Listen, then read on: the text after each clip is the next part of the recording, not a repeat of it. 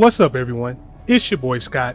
Welcome to the Scott Report, and today we are here for another Marvel Rivals character spotlight, changing things up a little bit because we also have the lore video for this particular character coming as well.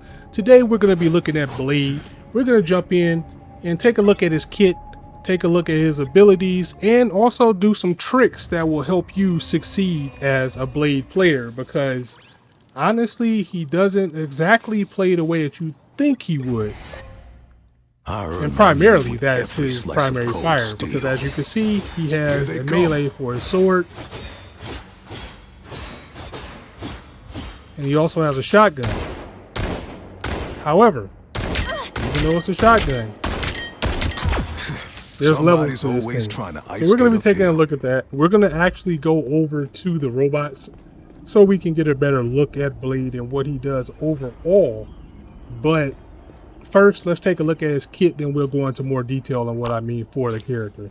So basically, first we have his Ancestral Sword, which is his sword attack, his primary fire, which is /4 with Blade's Ancestral Sword. So his melee is abysmal. Look at this. It does absolutely nothing. Look how long it's taking to take down these robots. And for all intents and purposes, the robots probably only have like 200 health. So it takes a long time to drop them with the sword. And the reason for that and how you can actually succeed with using this, because I know everybody was excited to use it, we'll get to in a second. Because we'll be taking a look at his second primary fire, which is the Hunter Shotgun, which fires at enemies using your shotgun. So you think a shotgun? You might want to stay down. Yeah, I mean, like up close, double kill. It does a little bit of damage, but his shotgun is actually weird because we're under 5 meters away. That's 3. One thing that's interesting about his shotgun, though, is that you can see as we go away further, we were 5 meters away. It took 3 to drop the robot, but from 10, we're dropping this thing in 2. So it's within a certain distance that it does the most damage. If you're this close, like you're 10 meters away, we're dropping it in 2. We're going to go back to 15. We're still dropping it in 2 within 15. I mean, I'm not like a master at guns or anything like that, but I thought a shotgun would take more damage being close. However, the further away you are with them, next time you're able to actually achieve more damage. We're 20 meters away and we're still dropping this thing in 2, but it took 3 up close. So now we're 25. That's 3. See, now 25 meters away, it's taking 3. You might want to stay but from down. 20 meters away, a little bit off, but we're pretty much still dropping it in 2 hits. 6 in a row. Way to go. So let's go back to 30. So now we're at 30 meters away. We're still pretty much dropping this thing in 2 hits. That was too easy. Basically 3, but if we get like 35 away, the damage is dropping off again. So that's pretty interesting for him to have a weapon where you kind of have to gauge where you are in order to get the effectiveness out of it. Now you can see with Luna Snow, we dropped her in 3 because, again, I think the robots only have 200, while the average squishy has 250. But we took her out in 2 from here. But if you go behind, pushes us away. So your sweet spot is kind of, you kind of want to be between 15 and 20 meters away.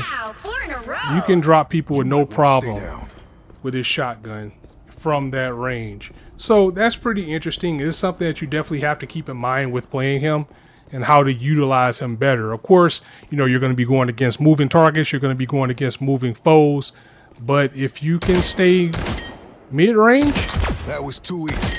These are headshots, mind you. You can stay at mid-range. You just make contact. Just regular shots. You're taking about 2-3 shots. The average squishy, which is crazy. So you also notice that he has 350 health.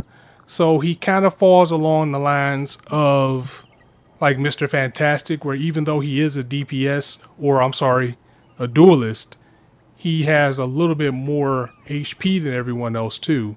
And I think that has a lot to do with his kit. So other things that we could take a look at is the Daywalker Slash with L1, dash forward while wielding your gun, shoot at enemies upon impact, applying a healing reduction effect. If you're wielding your sword, deliver a cleaving attack that inflicts slow. So it depends on what you have. Like if you have your sword, he does slice and dice. That inflicts slow on your opponent. The range on this is pretty good too. Like we're getting full contact at 20 meters, 15 meters, 15 meters. That's a 15-meter dash. Basically, that we're able to make contact just a little bit over 15 meters. But notice if you have the gun and you do it, it inflicts anti-heal, which is a new stat in Marvel Rivals where people are healed, but they're not going to get healed as much. It doesn't completely stop it, but it slows down how much you can get. It's a good move to use against big targets like tanks, so they can just not get that refreshment that they need from the healers. And then also slow for people like Black Panther, where you can slow them down One shot. and still remain a threat. So the next ability that we're going to take a look at is the Bloodline Awakening, which I was saying that I was going to share with you guys later why his sword comes into play. Because if you're 5 meters, you need to have your sword out. Don't even bother with your gun. So Bloodline Awakening, awaken the Dhampir bloodline, enhancing slash speed during continuous attacks and triggering whirlwind slash. While under his state, you suffer reduced healing but gain life steal. So Hell yeah. you pop this. As you can see, your meter down there is red. He has red aura. He's also faster when he's in this mode. I like to pop this when I come out of spawn because it helps me get back into the fight better. But as you can see, he has a meter that's going up.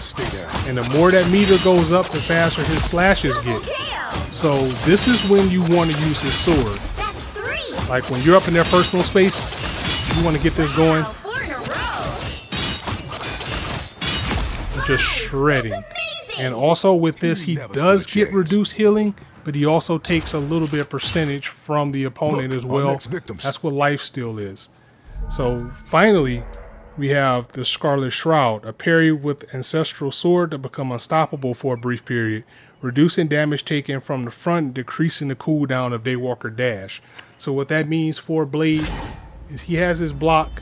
You can use this to kind of get yourself out of trouble. It reduces how incoming damage that you take. It also makes him unstoppable. So if you do this at the right moment, he can't be popped up. He can't be grabbed by Jeff. He can't be CC'd. You know, he can't be stunned.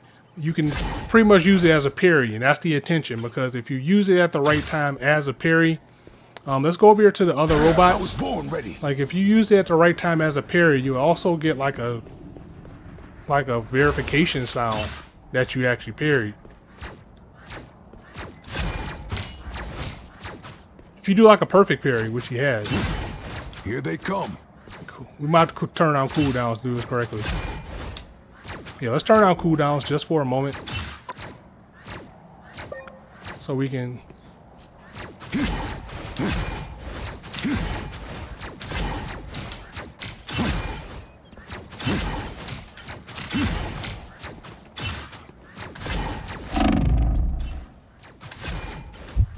These robots shoot so weird, it's kind of hard to...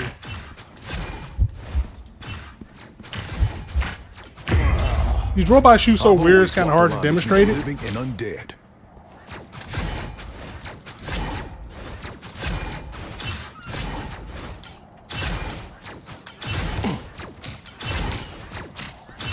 But you get kind of a clean.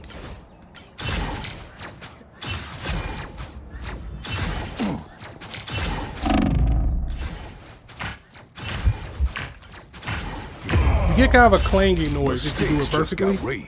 And it like increases the cooldown of your dash attack too. So last but not least, what we have with Blade is his ultimate. which is 1,000-fold slash. Charge power and swiftly draw the sword of Dracula, executing a powerful Lido strike. As you dash forward, leaving behind a slashing zone where the sword automatically strikes enemies. Enemies hit suffer reduced healing as well. So you can see it's like a square that it makes. Basically, you're Virgil from Devil May Cry. However, you want to wait till you get to like the halfway mark to get like the maximum effect from it. Really? 1,000 gods! That's 3. I could get used to this.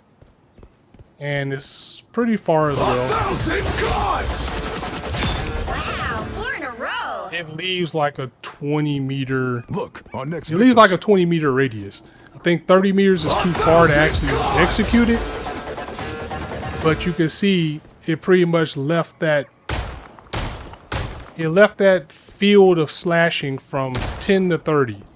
So that's how much. 1,000 gods! That's how big you can do it. You can also do it in the air. So if you have an opponent that maybe is causing you a little bit of havoc, you know, your Iron Mans, your 1,000 Human Torches. gods! You can do it upwards. Get used to this. You can jump and do it in the air. 1,000 gods! So it has a lot of mobility as well as his other techniques as well. Like his dashes, you can actually jump. I'm cutting in. If you aim it correctly, you can aim it up and you can aim it towards flyers as well. It's not the greatest range, but if you jump off a ledge or something like that, I'm cutting in. you can see I almost hit that opponent from the sky from where I Snack was. time already? So if you run, like you jump and you do it, you can get opponents out the sky. Very good for slow, so slow down the faster people like Human Torch, or even to put anti-heals on them. So if you're getting healed from the back, then you can actually You benefit might from want that. to stay down. So that's Blade in a nutshell. I know it took a little bit longer to get this video out for him because a lot of people are still insta-locking him right now. He's a very popular character to say the least. But that was Blade. That was everything that he has. Now he does have a team up ability, which basically is just a team up from Moon Knight and Cloak and Dagger. They basically added him to that side of things. So he basically gets the same ability as Moon Knight, where Now that's power. he can get healing, also temporarily become invisible. So that's a good thing to have when you have them on your squad as well. So that was the Blade Spotlight, ladies and gentlemen. I hope you enjoyed this video. I really hope you guys enjoyed the Blade Lure video, and be sure to check that out if you haven't already. And I'm going to go ahead and get up out of here. So guys, let me know what you thought of this in the comments below. Let me know what you think of Blade. How did he come out? Is he everything that you expected? Did he overwhelm you? Did he underwhelm you? Let me know what you guys think. And as I always say, you guys can be anywhere on YouTube or Twitch right now, but you chose to listen to me, and I really appreciate that. So thanks for stopping by. On that note, it's your boy Scott signing out. See you soon.